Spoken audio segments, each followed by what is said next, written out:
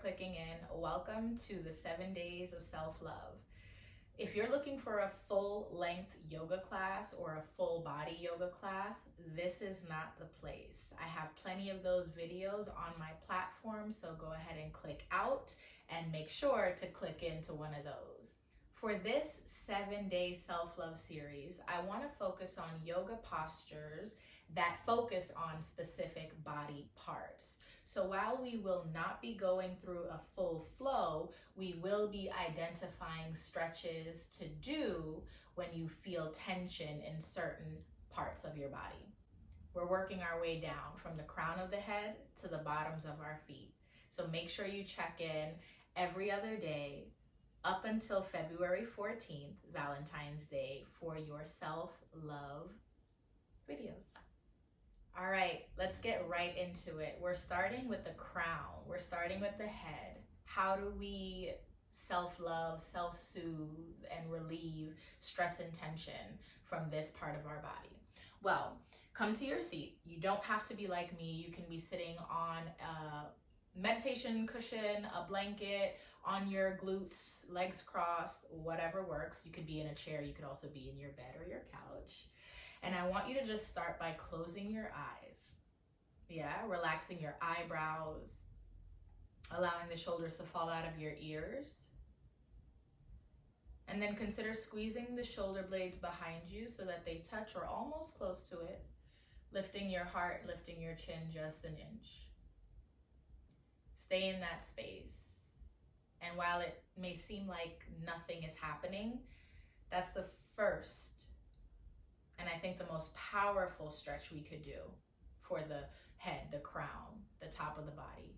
Close the eyes, relax the face, the shoulders, the neck, and breathe. You can stay here for about 1 minute. You don't need much. You can stay here for a round of 5 deep breaths in and out. Or stay there for however long you need.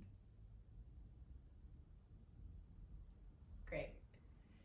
Next, to physically stretch out the head, neck, and shoulders, head circles. But let's isolate. So start by bringing the chin to your chest. Draw the shoulders back. That's one. Stay there. You'll notice right on the outside of the neck, the back of the neck, I should say, you'll feel a stretch going all the way down to possibly your glutes. So feeling that stretch, keep the shoulders away from the ears, and then bring the right ear to the right shoulder. Here, you want to really focus on drawing the left shoulder down as you let the weight of the head go over to the right side. Okay, next we work our way back, chin to the ceiling. Think of the crown of your head touching the back of the room. Still draw the shoulders down. This is a very vulnerable shape, so some of us might not feel too comfortable here. If you're in a safe space, really find release here. Yes, you're still holding your neck. You're not allowing everything to fall, but you do want to find a balance between release and control. Lastly, we take the left ear to the left shoulder. Right shoulder draws down. The weight of the head tips to the left side.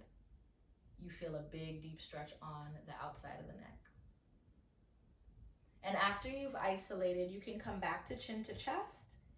You can take it to the left, to the back, and to the right. And once you've taken a few moments in each of those shapes, isolating the different sides and parts of your neck, consider a full circle, maybe going all the way around 3 times to the right, going all the way around 3 times to the left.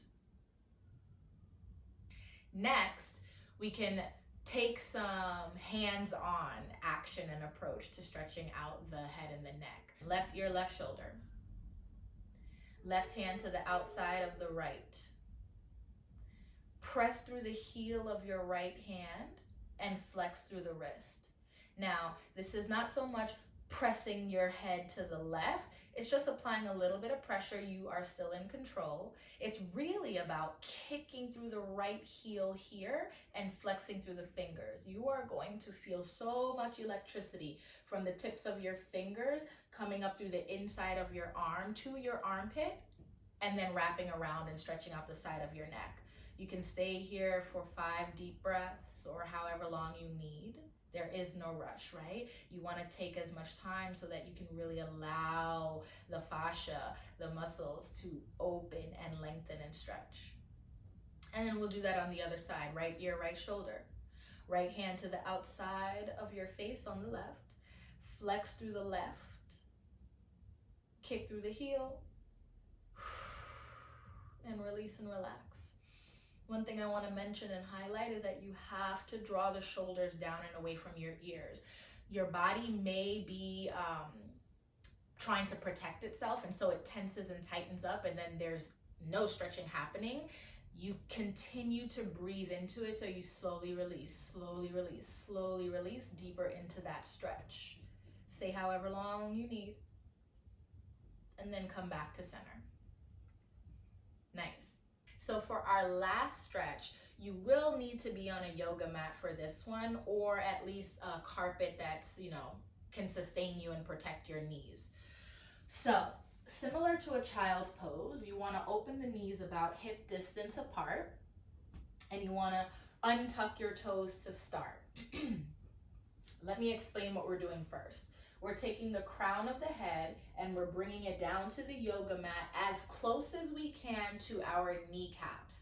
Our hands will be on the floor for support, and you're going to engage your core. So, starting out on your shins, a little bit of space in between your legs because you want to try to get your head into that space. Tuck your chin to your chest first, bring your hands to the mat, and then round through the spine until you can bring the crown of your head to the mat. Once you're there, hands are on the floor, they look like starfish to grip. Tuck your toes. Your crown of the head is still on the mat, yeah? And then you want to lift your booty in the air. Those are the directions. Let me show you. Crown of the head, lift your hips.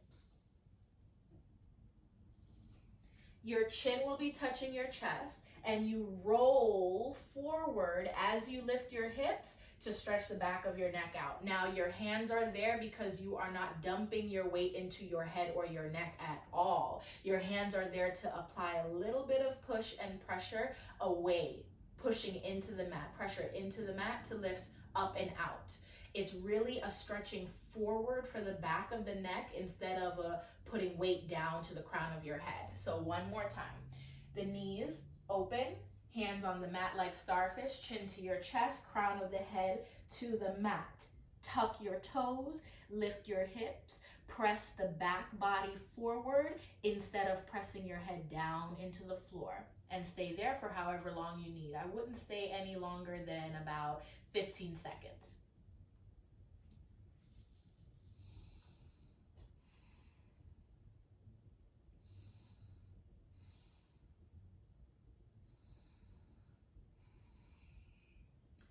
Slowly roll out of it when you're done, and you might want to stay right here if you're feeling a little dizzy. Draw the shoulders down and continue to breathe until you feel good and you feel like you're back to your normal self. I hope you enjoyed those stretches to engage and wake up your head and neck. See you soon.